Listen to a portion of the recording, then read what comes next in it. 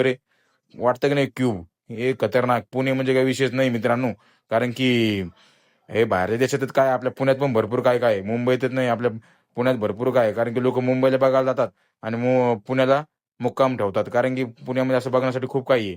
तर आता इथून निघालो आपण, बघू शकता. तर चालत थोडंफार जाऊ, प्रवास करू म्हटलं. आणि मग नंतर म्हटलं हे बघा शेवगावची कचोरी दाखवली मित्रांनो, एकदम फेमस इथं पुण्यामध्ये. म्हणलं आता चालत जाऊन थोडं आपलं मार्केट वगैरे दाखवू. मग तुम्हाला मार्केटमध्ये दाखवायचं म्हटल्यानंतर आता शेवटपर्यंत ब्लॉगला टिकवून राहा, कारण की तुम्हाला एकदम आता जवळ आलो आपल्या मंजिलच्या. एकदम सुंदर असं आणि एकदम खतरनाक, कारण की इथे येण्यासाठी लोक तर असतात. आणि इथे सगळ्यात स्वस्त माल इथे भेटतो आपला. याला म्हणतात फॅशन स्ट्रीट. आमच्या पुण्यामध्ये याला फॅशन स्ट्रीट म्हणतात, एपीएस म्हणतात किंवा कॅम्प म्हणतात. एक बघू शकता कॅम्पामध्ये किती बाहेर मस्त काही छान छान कपडे आहेत, सुंदर सुंदर सगळं आपला तुम्हाला मस्तपैकी जे आवडेल ते डिझाईन एकदम स्वस्तामध्ये भेटून जाईल. ते 1000 सांगतील, तुम्ही 500 म्हणा. ते 500 म्हणतील, तुम्ही 100 म्हणा. ते गोष्टी तुम्हाला भेटून जाणार, काही चिंता करा नाही. ते फक्त थोडासा बार्गेनिंग करायची, की बाबा हे एवढं तेवढं ते जेवढं सांगाल त्याचं फक्त थोडंफार कमी करायचं, देऊन टाकतात ते. आणि इथं असं आहे की तुम्हाला पाहिजे नको पाहिजे तरी दुकानात वळतात, हे पाहिजे का, हे पाहिजे का, ते पाहिजे का.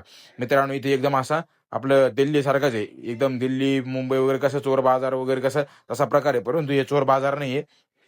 हे पुण्यातले फॅशन स्ट्रीट आहे.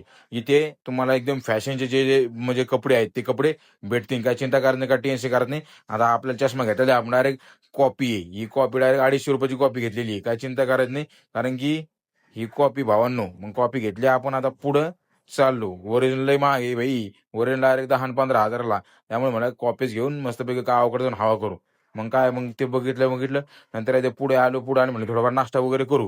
तर मग हे बघा काका भेटले. काका म्हणले ही सगळ्यात जुनी हॉटेल आहे, ही जुनी म्हणजे इंग्रजाच्या काळापासून ही हॉटेल आहे. तुम्हाला ही सगळं हॉटेलमध्ये दाखवतो थोड्या वेळानंतर. काकाशी आपण डिस्कस करू मस्तपैकी. बन मस्का पाव आणि चहा वगैरे घेऊ, इथे सगळ्यात फेमस तेच आहे. मग घेतल्यानंतर मग मस्तपैकी मी आणि माझ्या मित्रांनी मस्त चालू केला. तर मस्तपैकी आता आम्ही खाणार आणि मस्त तुम्हाला दाखवतो वगैरे व्ह्यू वगैरे, कारण की सध्या ते म्हटले सध्या कामाला कोण नाही इथे, म्हणून आम्ही हॉटेल सध्या एवढे काही बनवलं नाही. परंतु ही खूप जुनी आहे.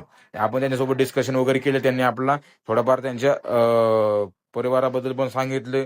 त्यांनी कसं वगैरे इथपर्यंत केलं, टिकवलं वगैरे. त्यांच्या आजोबा पंजोबापासून ही जी आपली हॉटेल आहे, त्यांची जी हॉटेल चालू आहे आज त्यांच्या ताब्यात आहे. तर ही जी बिल्डिंग आहे म्हणजे पूर्णपणे इंग्रजांच्या काळापासून बनलेली आहे. त्याचे एकदम स्ट्रक्चर पण एकदम खतरनाक आहे मित्रांनो. तर तू खरं तुम्हाला अंकल ये कितने साल का है होटल? 100 साल के ऊपर का है। ये कौन है? ये मेरे डैडी है। 110 years old। कितने? 110 बरस। 110 साल के हैं, देखो। ये कौन है? उनके ग्रैंड फादर है दादाजी। देखो ये 100 साल से होटल चला रहे हैं इधर।